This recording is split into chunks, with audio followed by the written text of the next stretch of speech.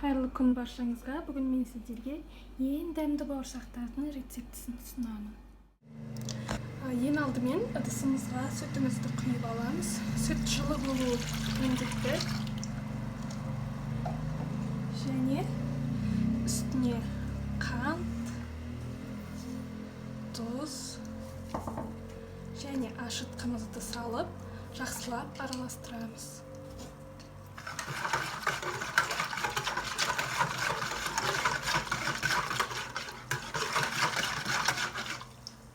Бетін жауып 10 минут демалдырып. Одан соң үстіне қаймақ саламыз.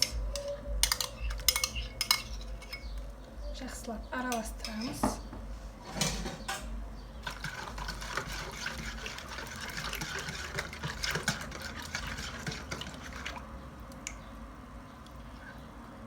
Және ұн салып отырып қамыр илейміз. Дайын болған қамырды бетін жауып, шамамен 1 сағатқа көтерілгенше жылы жерге қойып қоямыз. Қамырымыз көтерілді, енді бауырсақтарымыздың формасын келтіріп аламыз.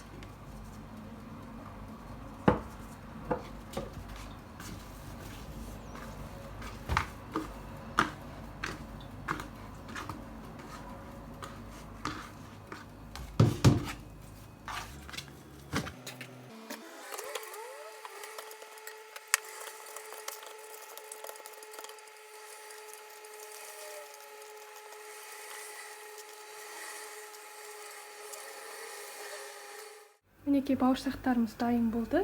Енді қызып тұрған майда екі жағын қуырып аламыз. Мінекей бауырсақтарымыз дайын болды.